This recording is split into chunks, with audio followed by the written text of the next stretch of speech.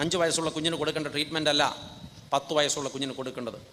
5 വയസ്സുള്ള കുഞ്ഞിന് കൊടുക്കുന്ന പരിഗണനയല്ല 10 വയസ്സുള്ള കുഞ്ഞിന് കൊടുക്കേണ്ടത്. 15 വയസ്സാകുമ്പോൾ വീണ്ടും വ്യത്യാസം വരും. ഒരു പെൺകുട്ടി മെച്ചുവറാകുമ്പോൾ അതിൻ്റെ ശാരീരിക നില മാറുന്നതുപോലെ മാനസിക നിലയും മാറുന്നുണ്ട്. അപ്പോൾ അമ്മയ്ക്ക് ആ കുഞ്ഞിനോടുള്ള പെരുമാറ്റ രീതിയിൽ കുറേ വ്യത്യാസങ്ങൾ വരേണ്ടതുണ്ട്. ഒരാൺകുട്ടിയുടെ ശരീരനില മാറുമ്പോൾ, അവൻ മെച്ചുവറാകുമ്പോൾ അവൻ്റെ മനോനിലയും മാറുന്നുണ്ട്. അതിനനുസരിച്ച് അപ്പൻ അവനോടുള്ള പെരുമാറ്റത്തിൽ ആ കുഞ്ഞ് വളർന്നു എന്ന ബോധത്തോടെ ചില ഇടപെടലുകൾ നടത്തണം. അവൾ വളർന്നു എന്ന ബോധത്തോടെ ചില ഇടപെടലുകൾ നടത്തണം. പരിധിക്കപ്പുറമുള്ള ശാസനയും പരിധിക്കപ്പുറമുള്ള ശിക്ഷണവും അപകടമാണ്.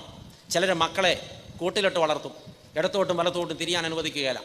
യാതൊരു ജോലിയും അവരെ കൊണ്ട് ചെയ്യിക്കത്തില്ല, ഒരു റെസ്പോൺസിബിലിറ്റിയും അവരെ എടുപ്പിക്കത്തില്ല. എല്ലാം അവർ തന്നെ അങ്ങ് ചെയ്തുകൊണ്ടിരിക്കും. എന്ത് സംഭവിക്കും?